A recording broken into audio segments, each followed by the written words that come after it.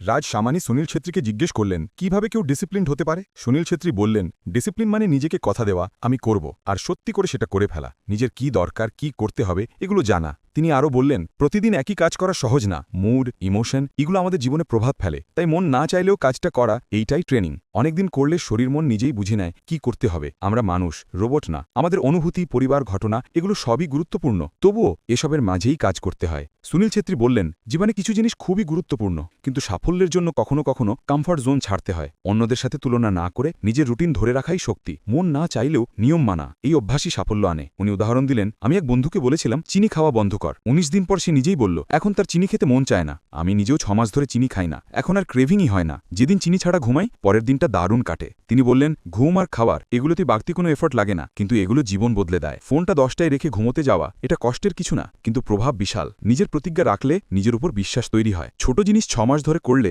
অনুভূতিটাই বদলে যায়। উনি বলেন, সকাল ৬টায় উঠে ১০ মিনিট হাঁটবো, এটা ৬ মাস করলে অভ্যাস হয়ে যাবে। ভালো অভ্যাস লুপের মতো, ভালো খাওয়ার, ঘুম, কাজ। খারাপ অভ্যাসও লুপের মতো, আবেগে খাওয়া, রাত জাগা। খেলোয়াড় হিসেবে মাঠের চেয়ে ঘরের রুটিন মানা অনেক কঠিন। রাজ সামানি বললেন, এটাই পজিটিভ রিইনফোর্সমেন্ট লুপ। অলস সময়েও কঠিন কাজ করলে ডোপামিন নিঃসরণ হয়, তুমি আরও পজিটিভ হো। এভাবেই ডিসিপ্লিন তৈরি হয়। সুনীল ছেত্রী বললেন, খারাপ দিনে জোর করো না, খাও, বিশ্রাম নাও, কিন্তু ভালো দিনে ডিসিপ্লিন থেকো। শেষে তিনি বললেন, জীবনে উত্থান পতন চলবেই, যা হারিয়েছ তাতে আটকে থেকো না, রিল্যাক্স করো, জীবন উপভোগ করো। ফুটবলের মতো প্রতিদিন জেতা যায় না, কিন্তু খেলাটা চালিয়ে যেতে হয়। রাজ সামানি বললেন, খারাপ দিনের ৩টে প্রতিক্রিয়া: খাবার বা অ্যালকোহলে ডুবে যাওয়া, সোশ্যাল মিডিয়ায় সময় নষ্ট, আর কাজের ডুবে থাকা। তুমি আর আমরা তৃতীয় দল, যারা খারাপ সময়েও কাজে লেগে থাকি। সুনীল ছেত্রী বললেন, হ্যাঁ ঠিকই বলেছ।